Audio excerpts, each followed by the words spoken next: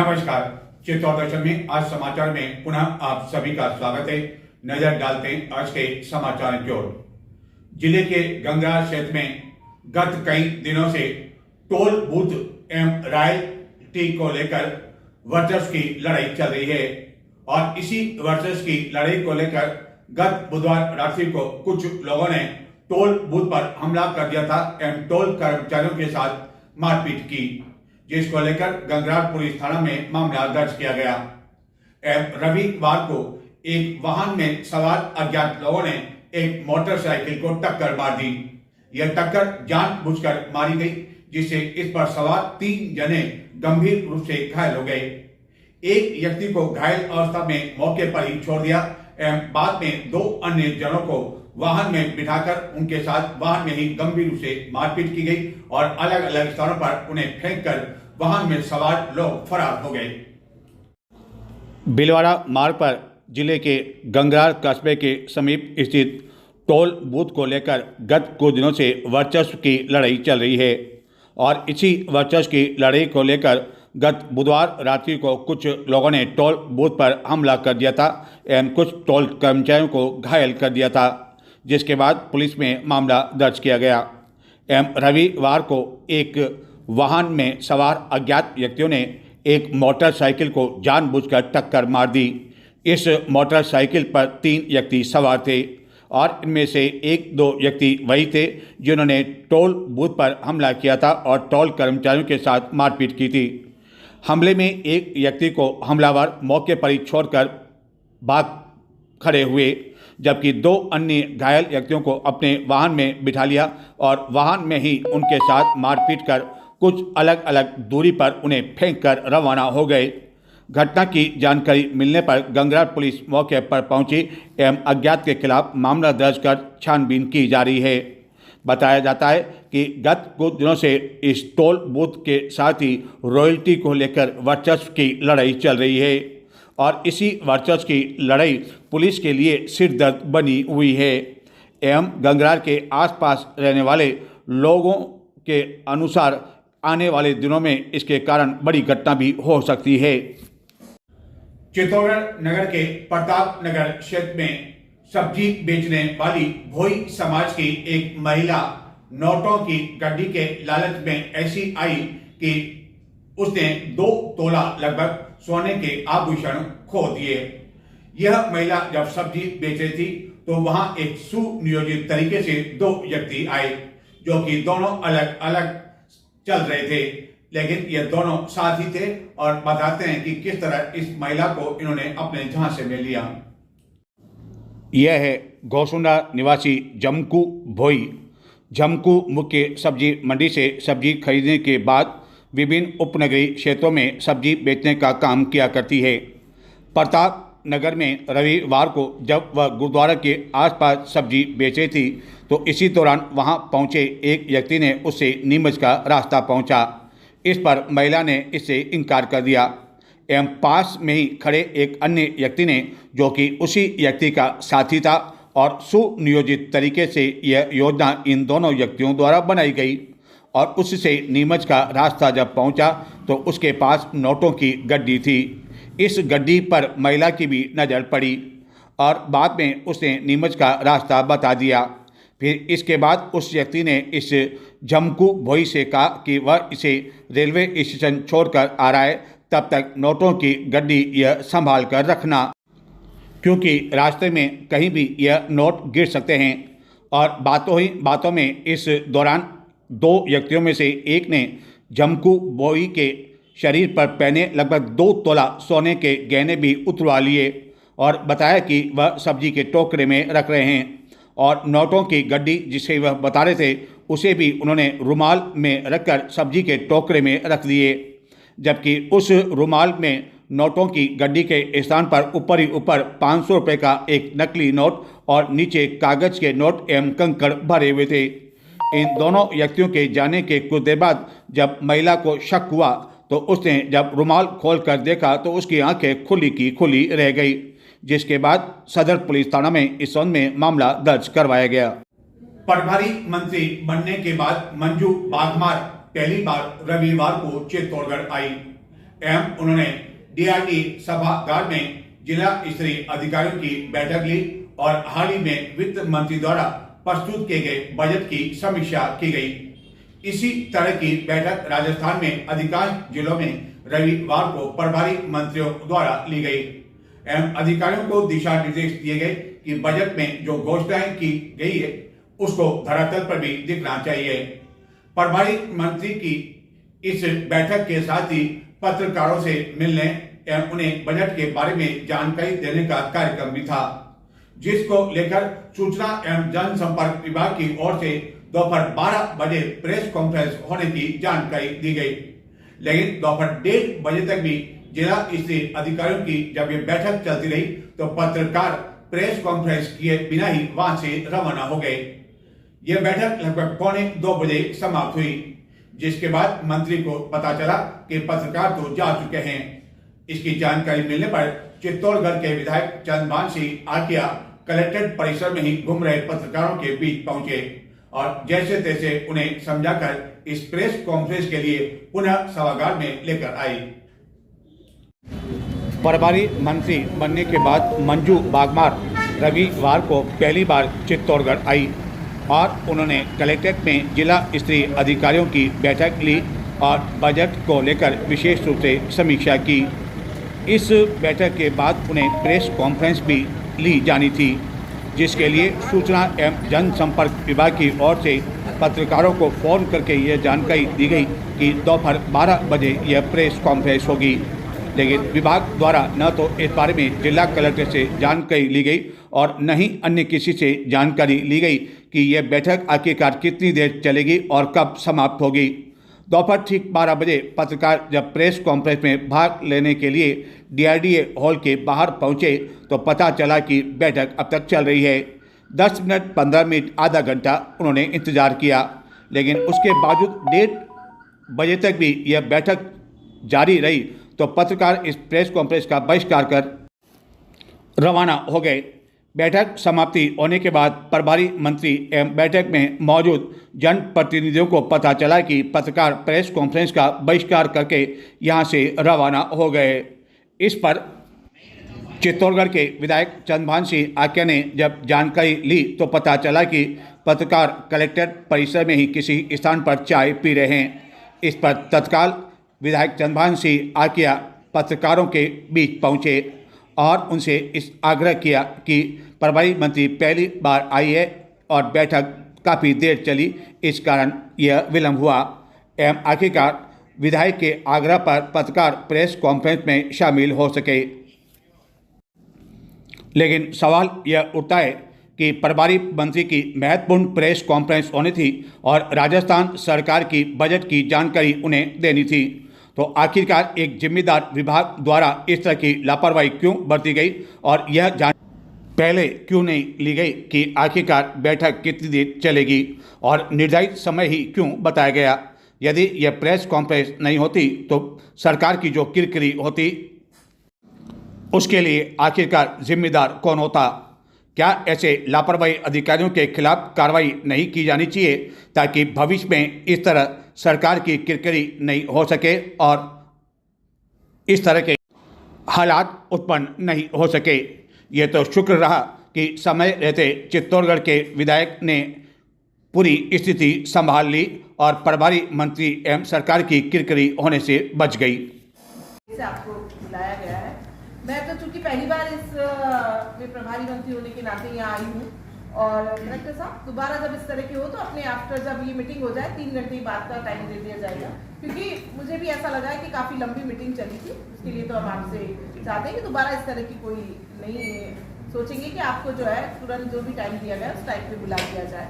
तो आप सब लोगों का स्वागत है। आज चूँकि मैं प्रभारी मंत्री होने के नाते पहली बार चित्तौड़गढ़ जिले में आई हूँ तो हमारे यहाँ के जो प्रभारी सचिव हैं आदरणीय अट्टू साहब, हमारे कलेक्टर साहब और साथ में हमारे आदरणीय विधायक साहब बैठे हैं और सभी अधिकारीगण के बीच में जो आज हमने मीटिंग ली है पहली बार जो, और हमारा जो पिछला बजट था उसके बारे में हमने देखा कि हमारी बजट के अंदर कितनी घोषणाएं हुई थी और कितनी जो है हमारी उसको कंप्लीट हो चुकी है।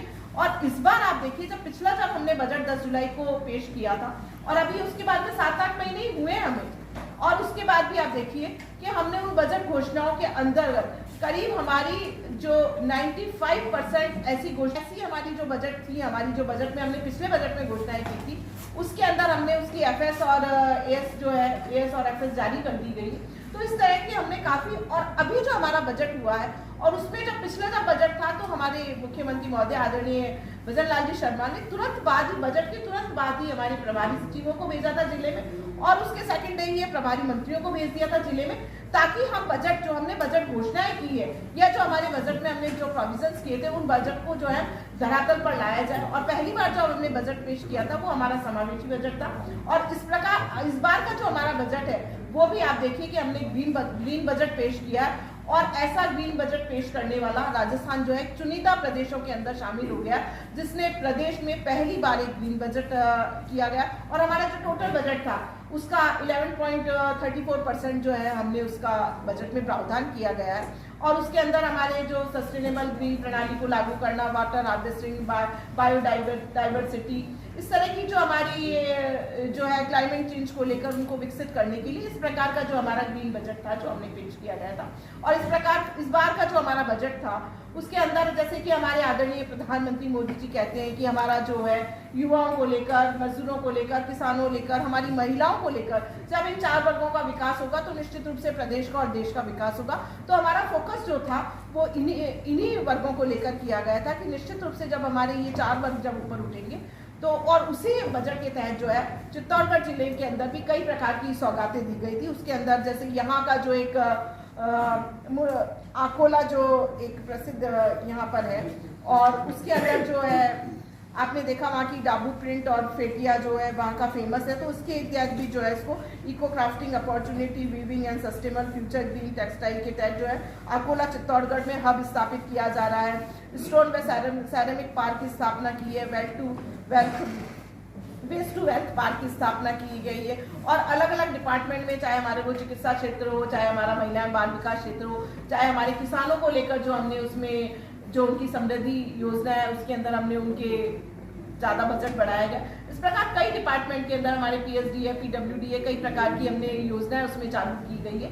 तो इस प्रकार देखा जाए तो पिछले बजट के अंदर कितनी हमारी योजनाएं धरातल पर आई है, और आज जो हमने 2 दिन पहले ही हमने जो बजट पेश किया है उसके अंदर जो हमने हर जिले के अंदर जो हमने प्रोविजंस किए गए उनको शीघ्र ही जो है वो योजनाओं को लागू करने के लिए, उन प्रावधानों को लागू करने के लिए जो आज एक समीक्षात्मक बैठक की गई। और ये रोड़ा चूड़ा की जो बात करी है कि हिसाब बजरी के अंदर आपने देखा होगा जैसे ही मुख्यमंत्री महोदय ने जो है हमारी सरकार आई और तुरंत जो है अवैध जितने भी हमारी माइन से और जितने भी अवैध खनन के कार्य हो रहे थे, जो बजरी के कार्य थे, उस पर एक अभियान के तहत चलाया गया था, और उसके तहत जो है गवर्नमेंट को भी काफी रेवेन्यू मिली थी। और आज जो ये रोड़ा चूड़ा का मामला आपने मेरे संज्ञान में लाया, तो निश्चित रूप से जो है इस बात को सरकार तक पहुंचाएंगे, निश्चित रूप से जल्दी जो है इसके ऊपर एक पॉलिसी बनाई जाएगी, और आपको जो है इसकी सौगात जो है बच्चों को डेली ये दूध वगैरह सप्लाई किया जाएगा। अब उसके अंदर ये है 3 से 6 वर्ष तक के बच्चों को, और उसके अंदर अभी हमने करीब 33 करोड़ रुपए पहली तिमाही के जो थे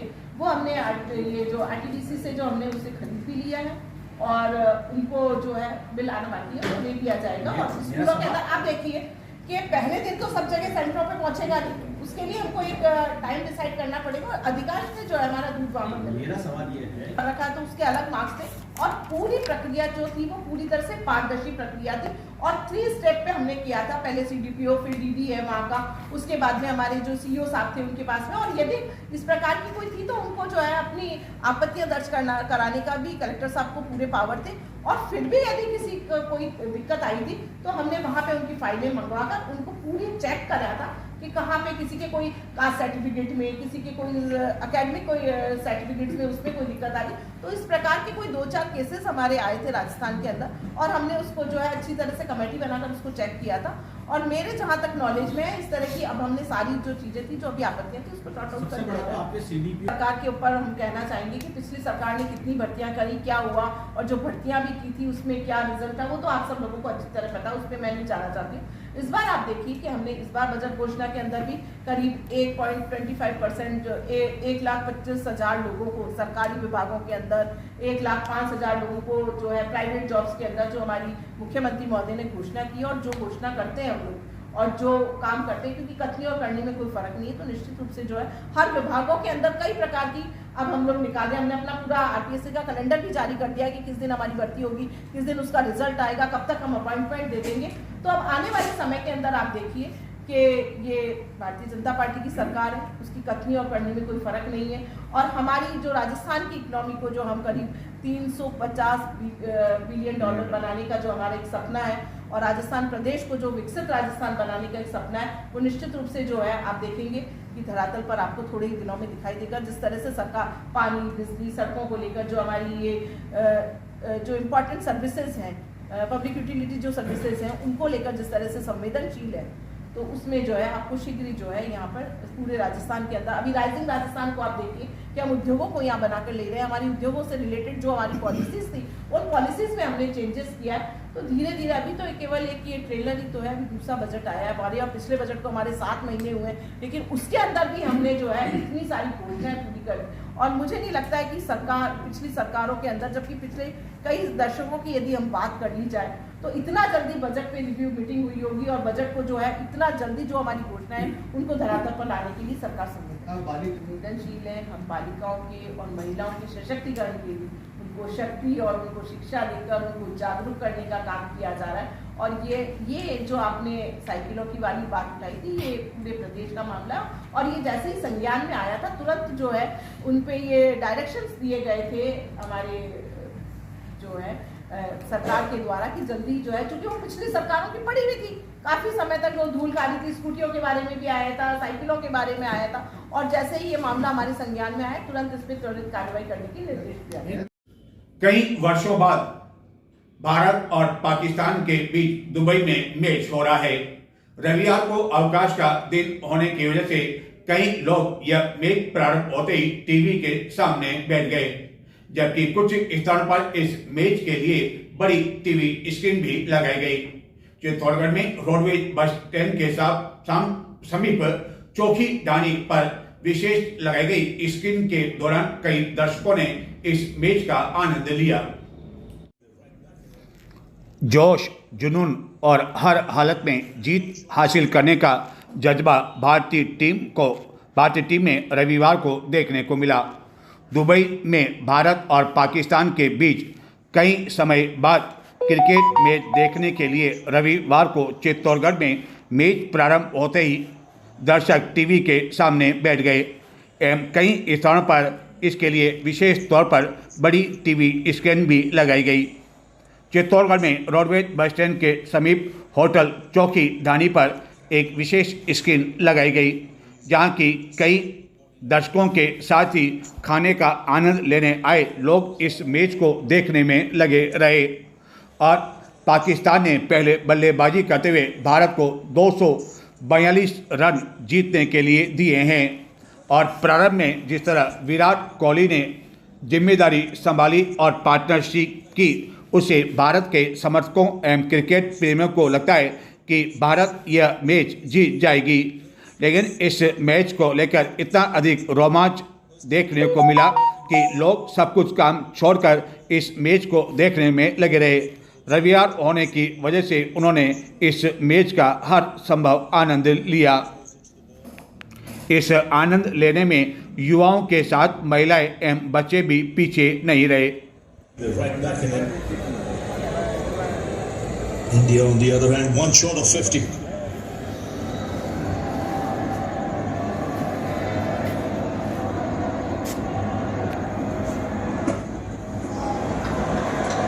So the 50 comes up, Kohli's running quick, he wants the second.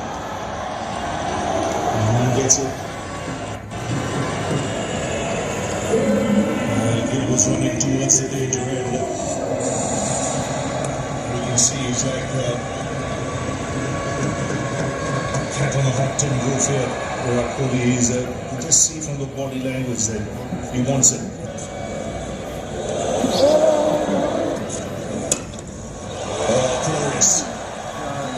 Glorious. There's a good wiggle about this man when he's in full flow. He's becoming accustomed to it now. He's been up there for almost 9 overs now, familiar with the pace. And he's just starting to see it a little bit better. So as soon as Shine is off length slightly, is able to lean onto it, and those cover drives end up looking so beautiful if he knows it's going to be bowled full.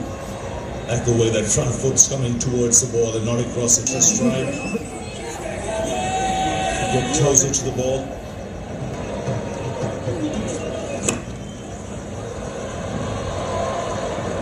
That she can get wickets.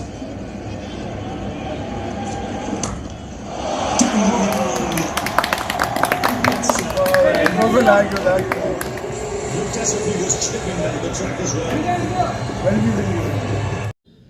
नजर डालते हैं कुछ और समाचार की ओर, लेकिन संक्षिप्त में देखते रहे चित्तौड़ दर्शन। विद्युत विभाग में कार्यरत कर्मचारियों एवं अधिकारियों की इंटर डिस्कॉम स्थानांतरण नीति बनाई जाए की मांग को लेकर इंटर डिस्कॉम संघर्ष समिति के तत्वाधान में सहकारिता मंत्री गौतम दत्त को ज्ञापन सौंपा गया। इस पर सहकारिता मंत्री ने इन मांगों को पूर्ण करवाने का आश्वासन दिया। अखिल भारतीय सालवी बलई महासभा जिला चित्तौड़गढ़ की बैठक संपन्न हुई, जिसमें जिला कार्यकारिणी का विस्तार करते हुए विभिन्न सामाजिक मुद्दों पर चर्चा की गई। साथ ही नव नियुक्त प्रतिभाओं का सम्मान भी किया गया। इस बैठक में कई पदाधिकारी, कार्यकर्ता आदि मौजूद थे।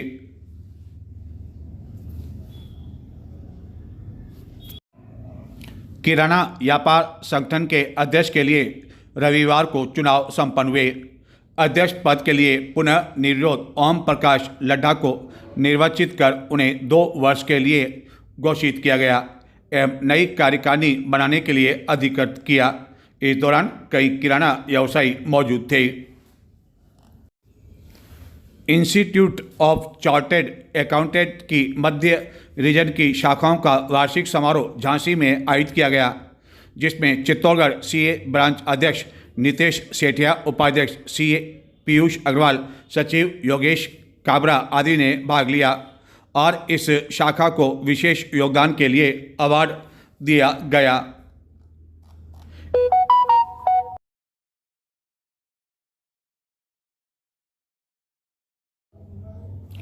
चित्तौड़गढ़ मार्बल लघु उद्योग संस्थान की 2 वर्ष से लंबित मांग पूर्ण होने पर संस्थान के पदाधिकारियों द्वारा रविवार को विधायक चंद्रभान सिंह आकिया का उनके कार्यालय पहुंचकर अभिनंदन कर स्वागत कर आभार व्यक्त किया गया।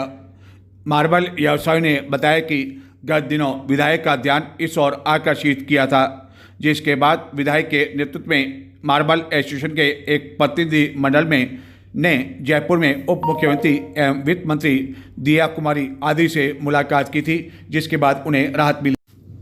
इसी तरह पेंशनर्स समाज चित्तौड़गढ़ के जिलाध्यक्ष लक्ष्मी नारायण दशोरा के नेतृत्व में भी एक प्रतिनिधि मंडल ने आकिया का उपरना ओढ़ाकर शाल पहनाकर एवं उनका पगड़ी पहनाकर स्वागत किया। पेंशन समाज को समय समय पर योगदान देने के लिए उनका यह अभिनंदन किया। चित्तौड़गढ़ के प्रताप नगर में डाइट रोड स्थित मोक्ष धाम, जो कि दुर्दशा का शिकार हो रहा है, वहां रविवार को आसपास की कई कॉलोनियों के लोगों द्वारा श्रमदान किया गया। इस दौरान सांसद सीपी जोशी भी मौजूद थे। उन्होंने भी श्रमदान किया।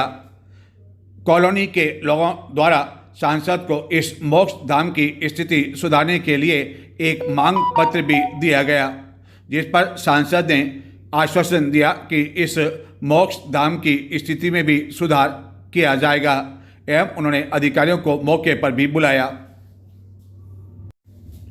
निरंकारी मिशन के सेवादारों द्वारा रविवार को नगर के मध्य से बहकर गुजरने वाली गंभीरी नदी एवं चौपाटी के आसपास सफाई कर श्रमदान किया गया।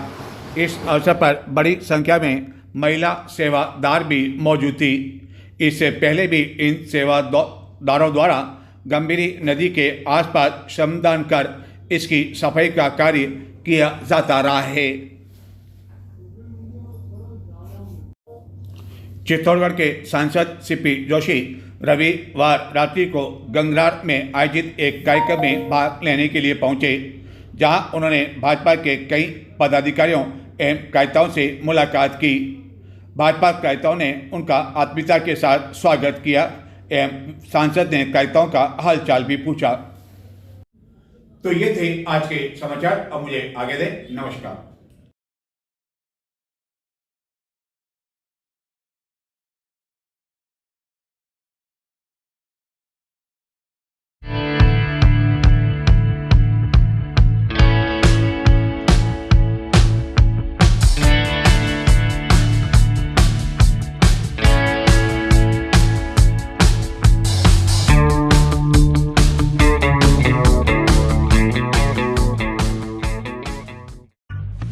World class safety, world class water hygiene, world class rides तैयार हैं, हमें बस आपका इंतजार है। शंकुज वाटर पार्क एंड रिसोर्ट। 6, 5, 4, 3, 2,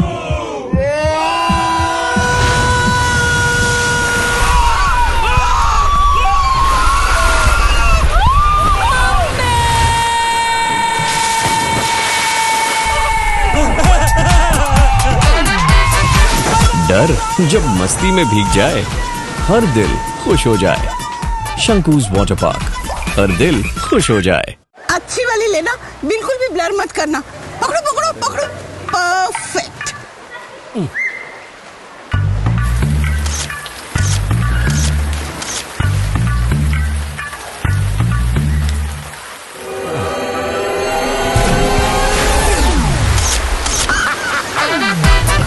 उम्र जब मस्ती में भीग जाए, हर दिल खुश हो जाए। शंकुज वाटर पार्क, हर दिल खुश हो जाए। पापा, अगर मैं फर्स्ट आया तो संडे स्टडीज बंद। और अगर मैं फर्स्ट आया तो तेरी आइसक्रीम की जिद बंद। और अगर मैं फर्स्ट आई तो करेले की सब्जी चालू।